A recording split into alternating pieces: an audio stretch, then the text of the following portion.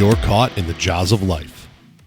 What's going on, everybody? Welcome to the first ever video episode of the Joz of Life. If you've been on this channel before, you know that this was Mount Josmore, and I'll be honest with you, I had a lot of fun doing Mount Josmore. Mount Josmore will be a recurring theme on the video version of the Joz of Life, but it's not something I can do regularly.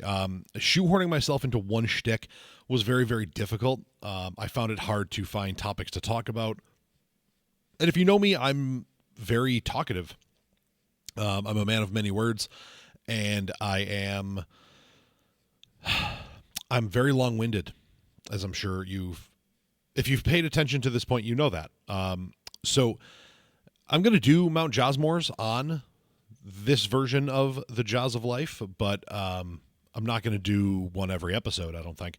So if you know me and you follow me at all through my podcast world, I had a show for a long time called Common Debauchery, for better or for worse, and I did that with my buddy Gene, aka Rotten Jack, the longtime co-host of that, and then he kind of fell off on doing it. He wasn't really all that into it anymore, didn't enjoy it, felt like we were just kind of like spinning our wheels, so he just didn't care to jump on and record anymore. So I turned that show into the Joz of Life, the original version, and that one is something I don't do as often as I would like to, but that's a lot of just kind of me doing my own thing, and from time to time, my counterpart, Mrs. Joz, jumps on with me, and we talk about things. The last few episodes, we've kind of done reviews of, like, Am I the Asshole posts, Ask for Awful Advice posts, stuff like that.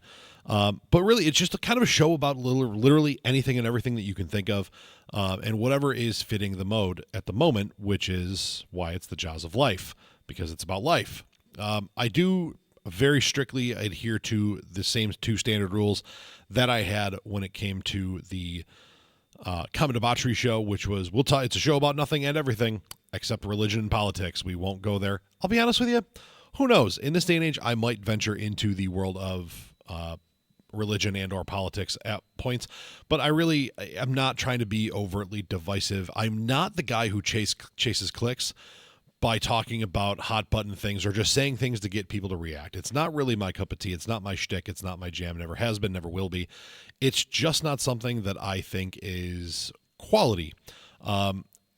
So for those of you who don't know me, first off, you can find the old episodes of Common Debauchery and the episodes of the audio version of Joz of Life on the BICBP Radio Network. You can check that website out, bicbp-radio.com, or you can type in either the Joz of Life and or Common Debauchery on Apple Podcasts, Spotify, and a lot of other places that you can get podcast media. Those are the two main ones that most people partake in the podcast world of, though. And basically, you know, you can go follow and share, subscribe on those. Common Debauchery will not be having new episodes anytime soon, unless Rotten Jack gets a hold of me and says, hey, I want to get back into it. Or somebody wants to come in and be a regular co-host. I would not want to dominate my name over a show with a regular co-host unless that person shares the same last name as I do. You will not see the missus on the show. I may convince her to sit over here on the microphone and talk, but not actually be on the show. Visually, that's not her thing. She's not a big fan of it. But here we are. We're moving forward with a new. It's not a spinoff. It's let's call it a continuation of the Joz of Life. And, this one's a little bit more for me, talking about a little bit of everything. So, other shows that I have, the other main one that I've had for a long time it was called Hats, Tats, and Stats. I did that with my friend Taylor. We had other co-hosts over the years. The three longest running ones were my other friend Austin, and then my brothers-in-law Nick and Ben. And then, at first the original version of that started as a YouTube podcast, and it was me, Taylor, and our buddy Matt. That became a pain in the ass to get everybody on, and it was filmed with one camera, 3 dudes, 3 microphones, and it was a very distinct learning curve. So the quality wasn't great. I wish I would could get them into something like that now, because it would probably be a little bit more interesting, a little bit more fun, because I'm a little bit better at this now. But I digress. That has kind of morphed into my own show that I've only done 1 or 2 episodes of, Joz Talk Sports, because again, Austin had a kid. Taylor and I work completely opposite schedules. He's a bartender. I work a 9 to 5.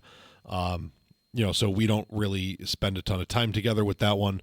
But we don't have a ton of time together to spend, I should say. Like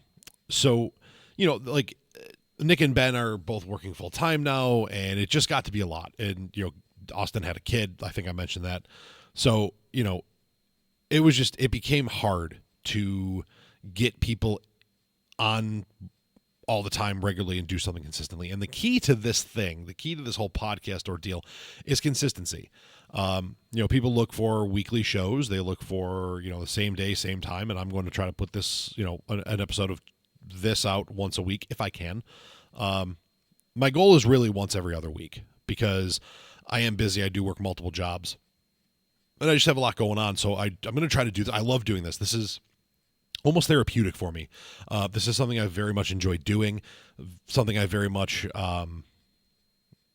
it just feeds my soul. It kind of fills my cup, if you will. And the thing I wanted to talk about, I wasn't even sure if I was going to have this in me today, because my day at work was hell. I spend all day on the phone, which can be stressful on the old pipes. I'm told I have a great voice for this, and I hope you agree. But the topic I wanted to start with here, as I'm jumping, one of the things you'll find about me, especially when I do these shows alone, is I very much have very bad ADHD. So I was telling you about another show. I was talking about Joz Talk Sports. I will talk sports on here, and I have a little thing prepped for it for when I do. But we'll get to that when I get to that, I guess. But the thing that really drove me to start this first episode, doing it this way, Joz of Life style, post Mount Josmore, I had an interaction on social media. Now, to predicate this, I am argumentative. I enjoy a competitive intellectual debate. I enjoy sparring with people, verbally or via text. Sometimes to a fault. Sometimes it very much pisses off friends of mine, which I don't love doing. I try to pick my spots with the wife. I try to pick my spots with my friends and family. Randos on Facebook, a little bit different story. Randos on Twitter, same deal. Twitter's tough because it limits you to, the character limit, because I'm not paying for a blue check. I really, really liked when you could earn the blue check on Twitter, and now you just buy it, and it's, I don't know, it's stupid. I hate it. It's dumb. It's like everything else in this world. Like, that's a topic for another time. No, it's not. Screw it. It's my show. We'll do it now. I hate the fact that we live in a world where, like, and this is like a Call of Duty thing. Like, back in the day, like, the better you were at the game, the better stuff you got to unlock. And then for a while they made it where, like, the more money you spend, the better stuff you got to unlock. So, like, I'm not spending money, so I'm unlocking basic crap all the way. But someone just buys the game and spends $400 and has all the best weapons in the game and just wipes the floor with you, and you're like, okay, well, if I had all that stuff too, but I'm not spending $400 to do it. I really believe that people are, quote unquote, more Twitter popular because they pay the extra money for, the extra engagement and the extra, visibility on their stuff, where, like, the amount of times that, like, I have posted something or I've seen someone else post something that gets no traction, and then a day later somebody else who liked their tweet posts the same thing and it blows up, and, oh, look, there's the little blue check mark. That's frustrating to me, and I hate that we live in that world. So I pick my spots on Twitter too, because of the limitations of the application, we'll say. Instagram is not made for that, and I'm down for a good TikTok sparring from time to time, but I haven't really gotten into a good one. The closest I came was when I pissed off a bunch of flat earthers with my Mount Josmore episode that involved talking about flat Earth. But that's kind of who I am, right? So I will see there are people I'm friends with on social media, and a good chunk of the purpose behind the friendship aspect of our social media relationship, we'll call it, is the fact that I often have dissenting opinions from them. And there are 2 or 3 people specifically that I will not name by name, because I don't do that unless I have prior permission to do so. in this instance, I will name my friends. I don't give a fuck. You're part of us. But I'm not going to name their names just outright solely because I don't want them. Some people don't want the attention. There are things that some of these people post that I will see and I'll be like, ooh, I have to, but I won't because of the topic. There are very specific political figures I will not comment on. For context and before anybody jumps in the comments and blows me up about it, I don't like any of them. They all suck. Every last one of them. Garbo. Straight trash. Your evil is still evil. I don't care that it's, in your opinion, less evil than the other side. It's still evil. It's wrong. And the option shouldn't be who's not as shitty. The option should be who's better. And there's a line. Because if you're on this side of the line, you're shit. If you're on this side of the line, you're good or better. So if everyone's on this side, but it's how close to this line are we, we're in the wrong spot, boys and girls. So I won't touch those. This one particular comment, it wasn't a comment, it was a status. He listed in his opinion, the top 10 worst Americans to ever exist.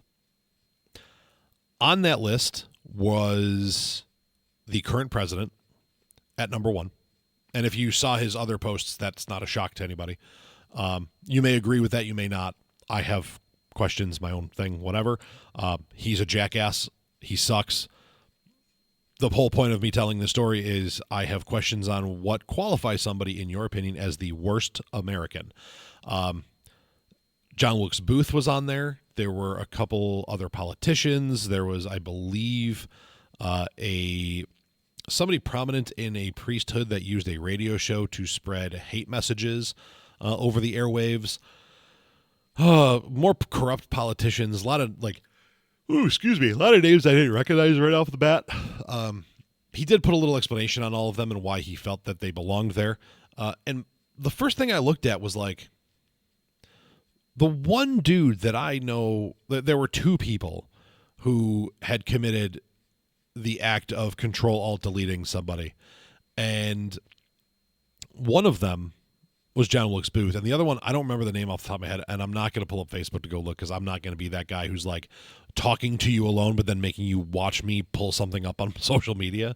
But I couldn't help myself on this one because I commented on it and I said, it intrigues me that when you reference the worst, and I predicated it with this is not in defense of anybody on this list. They all suck. Obviously, they're on this list for a reason. But, when we talk about the worst, how does a guy like Marilyn Manson not make the list? Or Gacy? Or anybody in that world?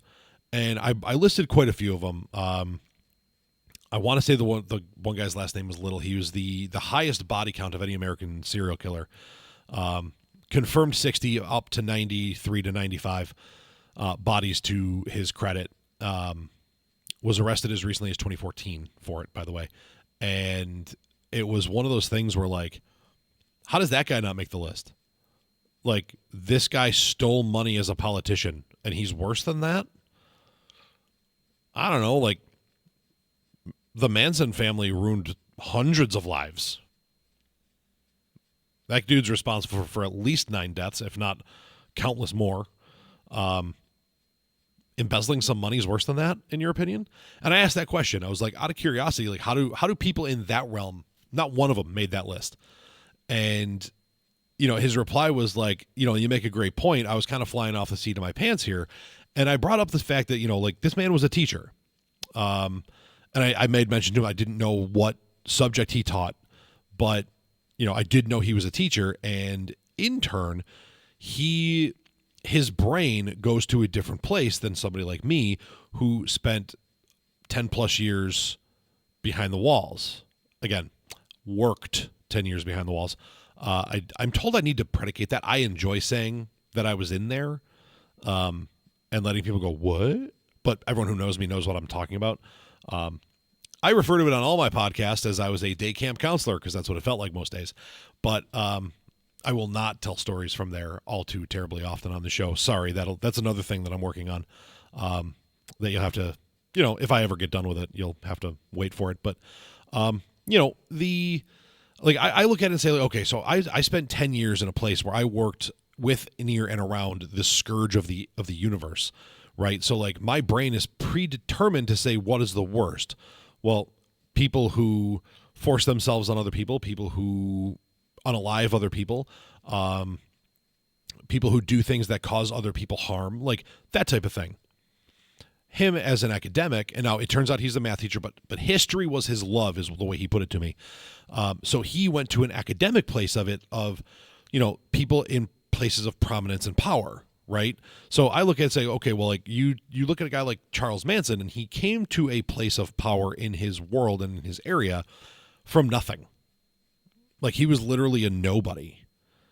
And he's like, you'd be hard pressed to find someone who doesn't at least know who he is. The guys you're talking about, like, they were politicians and stuff. So they were in a place of power, a position of power, and they abused said power. I don't recognize half their names. I was also perplexed by the fact that a guy who killed one person was worse than somebody who killed 60. Because to me, at that point, you're kind of saying that one person's life is more valuable than the 60 plus others of the other persons on the other person's list. So, I was very intrigued by all that. I was very, the whole thing was interesting to me. And the idea of where our brain goes based on our history, our past, and what we've experienced in life was fascinating to me. Solely based in the fact of, like, he didn't even think to go there. That's the first place my brain went. The first thing I thought of was, wow, we have to, like, I have to, like, I got to see who this dude includes. I know who's going to be number one because of the way this guy posts. I know who's going to be number one in his list. But, like, there's got to be someone, right? There's got to be some person out there that is just, like, in my brain, one of those evil sons of bitches. None of them. And, like, I think I mentioned, like, 4 or 5 guys to him, and they all would have made my top 10. I didn't even make a top 10, but all 4 of them would have been on there. I'm not going to do that list because I would want to have been prepared for it off the top of my head. But, yeah, I don't know what the hell's going on outside my house. So you just heard a car go buzzing by, and now I have a cop car driving past. But, yeah, and I don't live in a bad neighborhood. This is weird. But, yeah, it's just interesting to me because, we like our brains are wired from our experiences and who we are as people, right? So, like, it was weird to me that he didn't go there, but then in thinking about why he didn't go there, well, like, I have a firm and honest belief, and I have some academic folk in my very close personal circle here. People who are in the world of academia their entire life have a different view of the world than somebody who,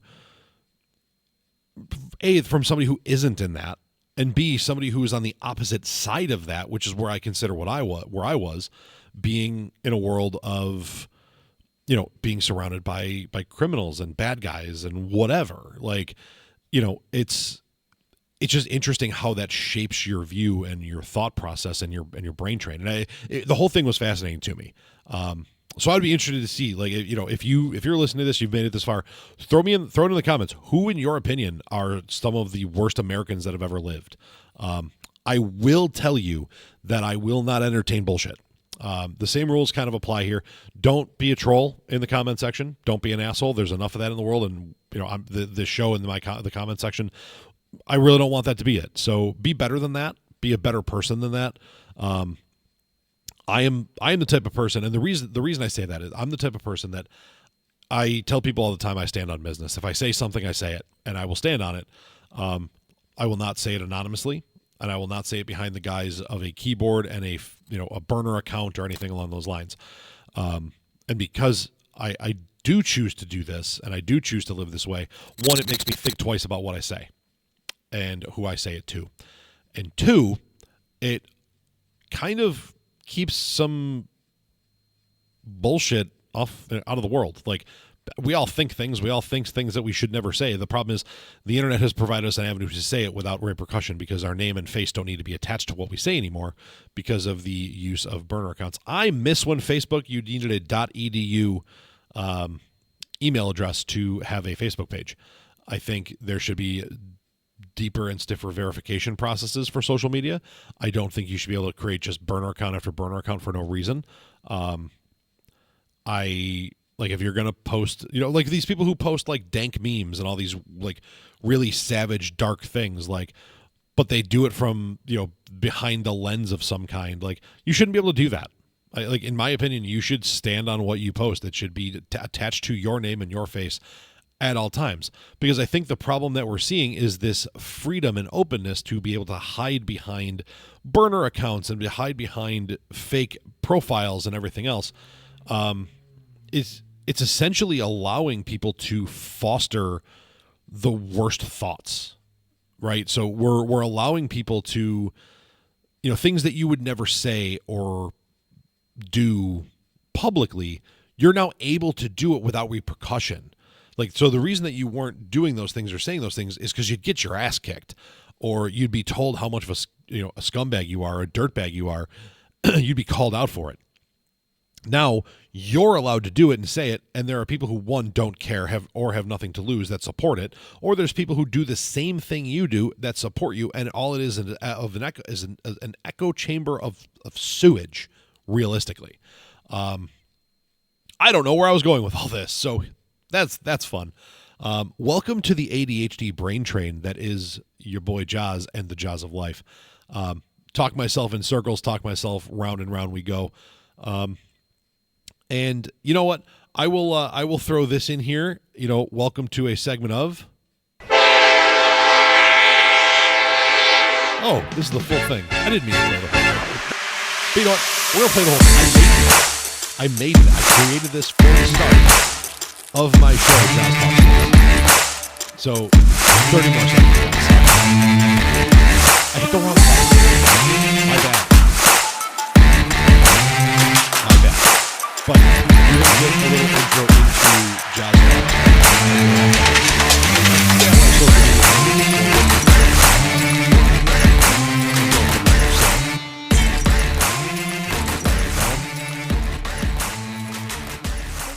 This is Joz Talk Sports. Mixing in the royalty-free music with bits and pieces of the shout song and me trying to do the whole Fox Sports thing. Anyway, actually, that's kind of a mix between the Fox Sports thing and the old school, this is Sports Center. Anyway, I'm a big Bills fan. Go Bills, Bills Mafia all the way. And here's a list of things that I cannot stand about modern sports.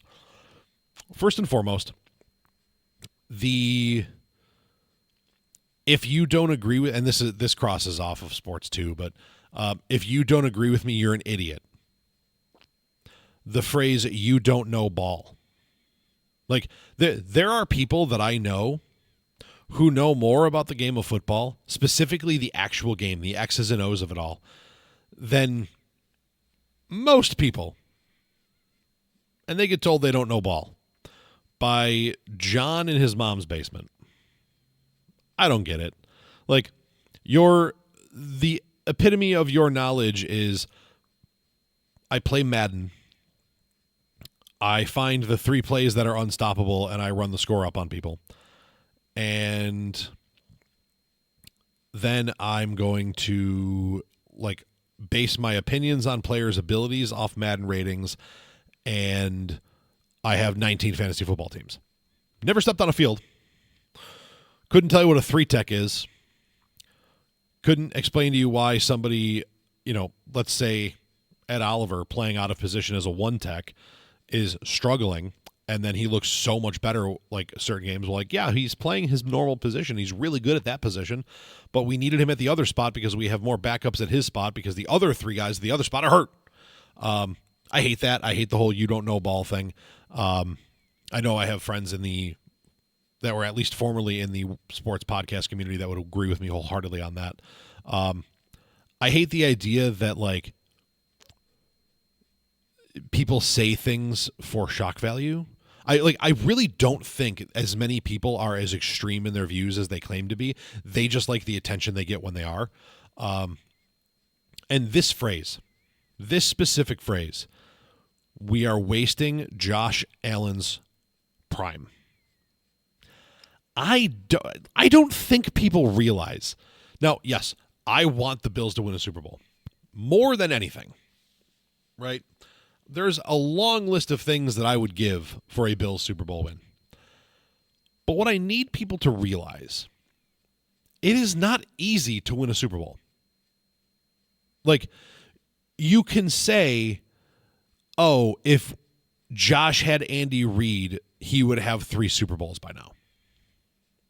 Would he? Andy Reid coached how many years before he won one? Oh, we should go get Bill Belichick. He was great. He was great with one guy for a long time, and he was really bad outside of that. Like, there is no guarantee that any other coach comes to Buffalo and does any better.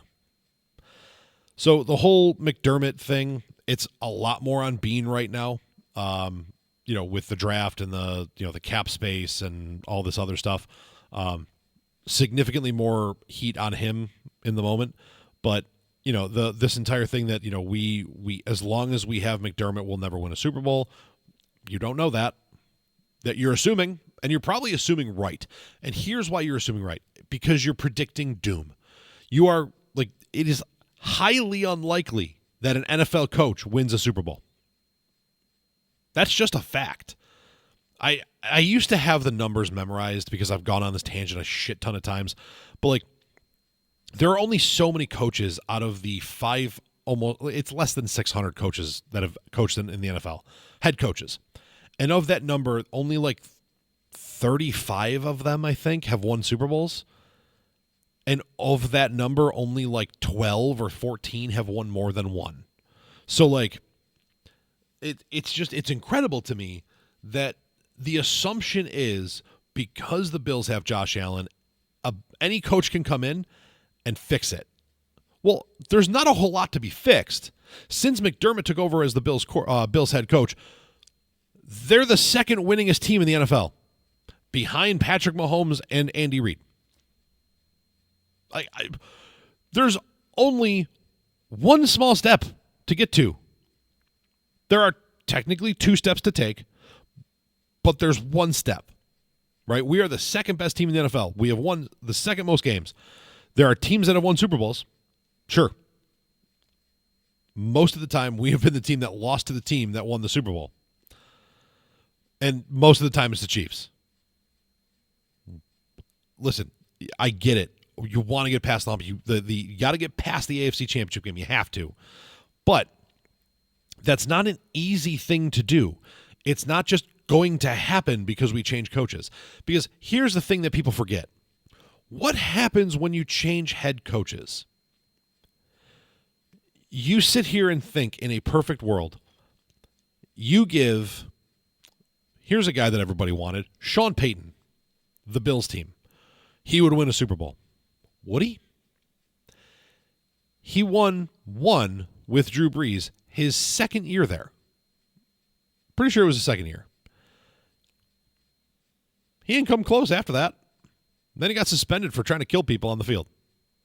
Bountygate, not kill. Hurt. Like, there's no guarantee the man gets back. And what happens? You change your head coach. That means a new OC and a new DC. That means new positional coaches for every position group. That means new philosophies. That means new schemes, new playbooks. I would like to throw it to the year that we hired Rex Ryan, because our coach decided to say adios mid-season, or like right after the season. Like, had one good year, thought, well, with the Bills got a build going on, and he took off. And we said, you know what? We like Rex Ryan. Rex Ryan is a defensive guru. We have a really good defensive team. I believe we were the number 5 or the number 7 defense in the NFL that year. And we brought in a guy who was supposed to make the defense better because that was his family's claim to fame. The Ryan family were the defensive gurus.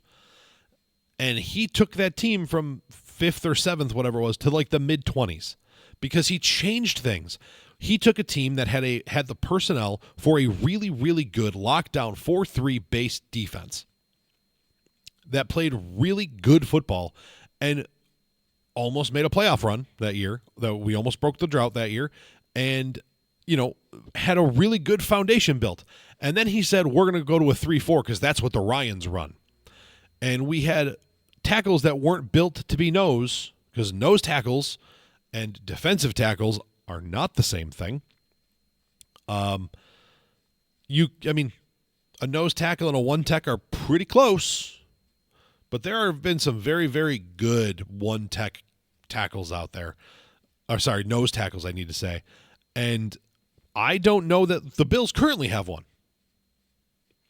We're talking about guys that eat double teams for breakfast, that make it so a guard and center are taken up on every single play. And we took Mario Williams, who was a hand on the ground defensive end, and made him an outside linebacker, dropping him into coverage half the time. And we fell apart. That team was on the verge of something really, really good, and a bad coaching decision made it fall apart. So the other thing that comes with coaching changes is player changes. There's going to be a coach that comes in and says, "I don't like that guy. I don't like that guy. I don't like that guy. I don't like that guy." So, Bills, one of the best parts of our team right now, outside of Josh Allen, is Cook and our offensive line. What if a new coach comes in and says, "You know what? I don't like the personality that is Deion Dawkins. Get out. I don't like the lunatic fringe that is Spencer Brown. Get out." You know what? I wasn't a fan of, from the outside looking in, I wasn't a fan of that James Cook stuff. Let's trade him. Let's see what we can get for him. Now Josh is alone. Hey, cool. We drafted a couple wide receivers. We signed somebody big in free agency, but we can't protect him. And now Josh Allen looks like Joe Burrow. Like, these are the things that you're not considering. You're considering that whoever comes in is going to take what we are currently under our current regime and just take that to the next level. When what we are under this current regime, it won't be a thing, because everything changes. When you change head coaches, everything changes. And when you look at what the Bills are, who the Bills have been for the last 8 years under McDermott, second best team, second best winning percentage in the NFL, second most wins in the NFL, deep playoff runs almost yearly. When you make those changes and that many things change, because they're going to, that is a fact. That's how it works. Nobody comes in and says, "I'm just going to do McDermott better than McDermott." Just like somebody couldn't come in and say, "I'm going to do Belichick and Brady better than Belichick and Brady." We may never see it again. But when we are who we are and we're at where we're at, odds are we're going to get worse. I think, in my opinion, and this is why I'm not, and listen, I'm iffy on the Brandon Beane stuff right now. He's done a lot that I think people forget about. He doesn't make the big move. He went and got Stephon Diggs. Nobody saw Diggs wanting to get out of Buffalo the way he did. Well, maybe we did, but we didn't think it would happen here. He took a swing with Von Miller. Can't predict an ACL tear that derailed him. Like, he's taken those swings in the past. So the fact that you say he doesn't and won't, I think you're wrong. I don't think you're paying attention. All of that being said, I think looking at this, like, you have to remember we're probably going to get worse if we get rid of our head coach, because the entire system, everything about who that team is, aside from who your quarterback is, changes. So you better hope that whoever you bring in can go toe-to-toe offensively with Andy Reid. And so their offense can match Andy Reid's offense. And their defense can go toe-to-toe with Spags. Because that's what you have to do. You have to bring in somebody who can stop Reid's offense and put up points on Spags' defense. Now, they don't look as good this year. maybe this week we come out and the Bills show, hey, you know what? We can put pressure and we won't let these guys get open, and who knows? I don't know. We'll see. But all of that being said, like I don't think you realize the amount of things that change when you change coaches. And I'm not at a point yet where I say it's time. You know why? Because all year long, we heard how bad our defense was. Last week, 2 weeks ago, prior to the bye, we have a really bad first half. And we come out in the second half and we pitch a shutout. We come out last game and we pretty much dominate on defense in a way that people said we weren't able to do even against bad teams. So, I don't know. We made changes, we made adjustments, things look better. Here we are. Anywho, that'll be enough for This is Joz Talk Sports. I'm having a good time. I'm having a good time. I hope you guys are enjoying it. I have a bunch of stuff loaded up here. I'm getting fucking peppered over here. It's fucking batting practice. Hopefully I don't get ripped apart like that in my comments. But I'm going to wrap up the first one here. So thanks for tuning in and getting caught in the Joz of Life, the first video episode thereof. And you know what? I'm probably going to throw this one out there because I talked about the upcoming Bills-Chiefs game a little bit. So I want to get it out before that happens so people can watch it. Thanks for tuning in, guys. As always, be kind to each other out there. You never know what people are dealing with in the world. You never know what battles people don't talk about that they fight every day and how hard it may have been just to get out of bed that day for them. So be kind out there and, be nice to each other. Be there for somebody. And as always, I'd rather hear your problems all day, every day than read about an obituary about you on social media or in the newspaper. So if anybody ever needs anything, feel free to reach out. You know who I am. You know where I am. There's plenty of ways to find me. And, at the end of the day, you're allowed to hurt. You're allowed to be sad, but you're not allowed to quit. And, damn it, I usually have a line for this and my ADHD is winning.